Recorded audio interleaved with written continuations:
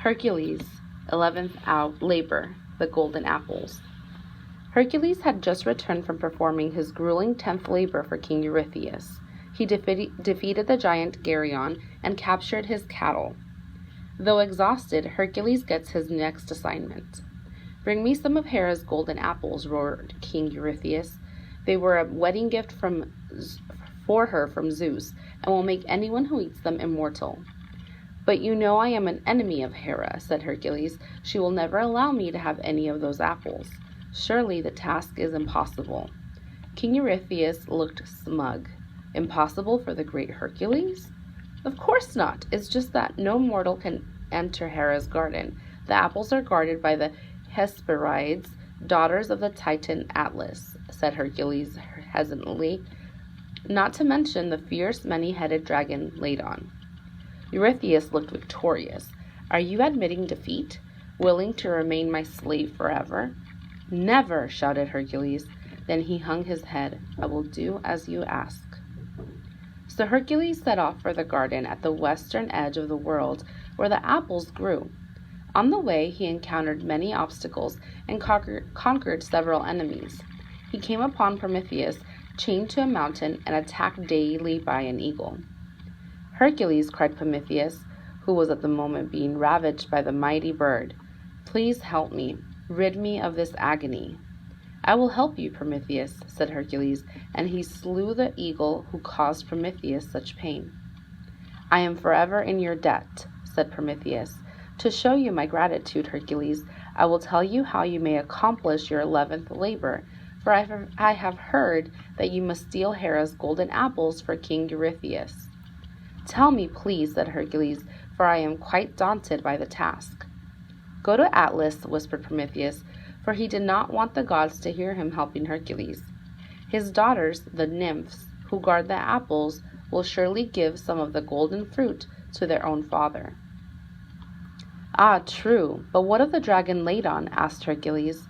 "An archer of your expertise should be able to immobilize the beast with one arrow over the wall."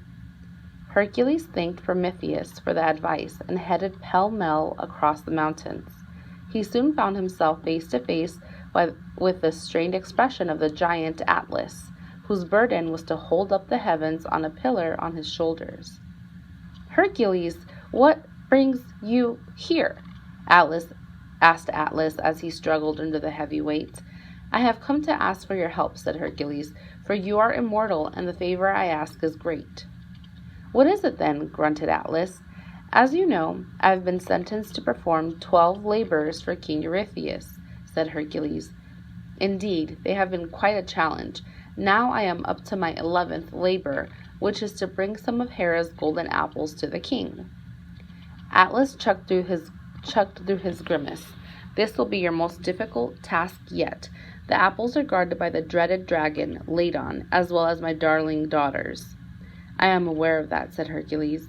"I believe I can slay the dragon, but your daughters will be loyal to Hera and will never allow me to enter into the garden. You, however, their father, will be able to persuade them." "But Hercules, as you see, I am like you in that I am also being punished. I have fought against Zeus, and now I must hold up the heavens for all eternity," said the tired Titan. "I cannot leave my post here, though it has become such a burden to me." Hercules thought for a moment. "I am strong, Atlas. I will take up your burden while you fetch the apples for me," said Hercules. The thought of being relieved from his burden appealed greatly to Atlas, for he had been suffering for as long as he could remember. Then the glimmer of an idea slowly began to take shape in his brain. Once Hercules was holding up the heavens, Atlas would leave him there with the burden that had been given to him, and he would be free. "Well, Hercules," Atlas said craftily, "I will be glad to help you. Please take my place while I get the apples for you." "First I will slay the dragon," said Hercules, and then he headed off toward the garden. As Prometheus had advised, the task was completed with a single shot of an arrow over the garden wall. "That deed is done," said Hercules as he returned to Atlas, "and now I will fulfill my end of the bargain I made with you." And with that, Hercules took Atlas's place. He held up the heavens while Atlas set off to get the apples for Hercules. Despite his great strength, Hercules struggled miserably. "Oh, I hope Atlas returns soon, for the weight is almost more than I can bear," he said. 5 minutes passed, then 10. Hercules waited and waited. The wait seemed interminable. How would Hercules hold on any longer? Atlas returned not a moment too soon, for Hercules' knees buckled under the enormous weight. "I have brought your apples," said Atlas. "Thank you, Atlas," said a relieved Hercules, "and now please replace me under this pillar." A devious smile curled on Atlas's lips. "There's been a change of plans. I have decided that I no longer wish to hold up the heavens. You must now do it for me," said Atlas, chuckling. "You tricked me," thundered Hercules, "and I trusted you." "That was your mistake," said Atlas. "I will not return to such a harsh punishment." Hercules reflected on the situation, sweat beading down his furrowed brow. Then his eyes brightened with an idea. His tone softened as he spoke to Atlas again. "I understand, Atlas," said Hercules. "You're a clever opponent, too clever for me. I will continue to hold up the heavens, but my shoulders are so sore. Please hold the pillar for just 1 moment more while I go get a cushion for my weary shoulders." "I have been in your position, Hercules. I guess I can allow you that little luxury." The triumphant Atlas handed the golden apples to Hercules and took up the weight of the world once more as Hercules hurried off to find a cushion. 10 minutes passed, then 20. Atlas waited and waited for Hercules to return. "Hercules, haven't you gotten that cushion yet?" he bellowed, but there was no answer from Hercules.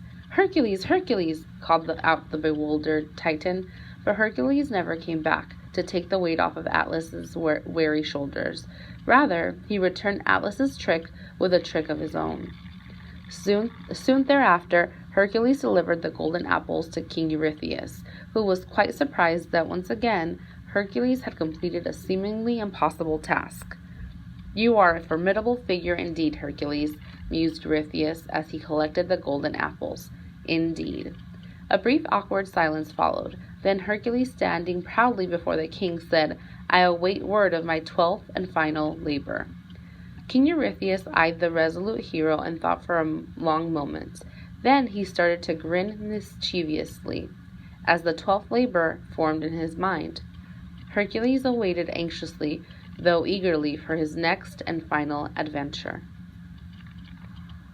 Number 5. Read the summary of the end of the story. First, Atlas tricked Hercules into holding up the heavens. Next, Hercules delivered the apples to King Eurystheus. After performing this trick, Hercules waited for King Eurystheus to give him his final task. A key event is missing from the summary. Underline the sentence that includes the missing event. Select 2 answers. "I have been in your position, Hercules.